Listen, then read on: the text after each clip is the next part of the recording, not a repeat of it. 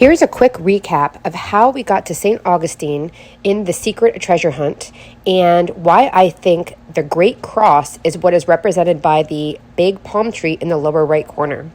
First of all, the shape of the clouds behind the rock structure makes the shape of the state of Florida. Then you'll see at the top that you have Ponce de Leon riding his horse. Now, the landfall that he's made on this rock structure looks like a face, who I believe is represented by Luella, who was the owner of the Fountain of Youth Park that has all the clues of where to go. She's looking right across the water towards a palm tree. That palm tree, if you look across the water from the Fountain of Youth Park, is the Great Cross. You can also see that there's some marshy grass representation in the water as well, which you'll see when you are looking across the water.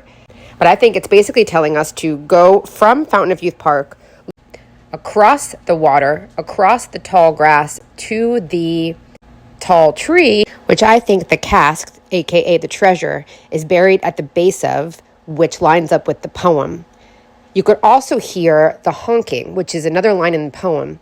From the Great Cross, directly across the water, you can hear the peacocks today, but in the 80s, the Fountain of Youth Park had geese. So you could still hear the honking of the geese. You can still hear it while you're across the water. That makes more sense than saying that it's traffic or cars or anything else that's random, or even saying that it's in the Fountain of Youth Park, because you can still hear it, not you can hear it. You've gone somewhere else and can still hear it. The lighthouse also would hit the cross at night, as well as the Fountain of Youth Park, going across the tall sawgrass that's in the water in the marshy areas, which again is represented in the painting by this wet, marshy green area in the water. But there's a couple other details that make me think that we're on track. First of all, there's a difference between the paintings that were in the book, like this one. You see how Ponce's flag has a circle on top of it, and the original paintings on canvas, where you'll see here, it has the shape of the Castillo fort in St. Augustine. I think Byron thought that was too easy to figure out where St. Augustine was, so he had it replaced, but didn't want to lose an opportunity to give us a different clue. So I think the circle represents where the cask is buried. So it would be representing a monument in the center of a circular structure.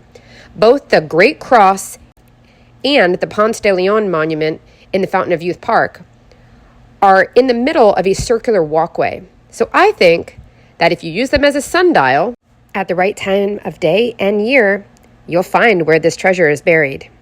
But there's something else that I noticed in the paintings as well. Right here in the clouds, in the book version, there's nothing above the palm tree. But if you look at the version from the original painting, there's a cross shape in the sky. I think this was a dead giveaway that the palm tree represented the cross, and Byron said, "No way, Jose." So what do you think? Did I solve it?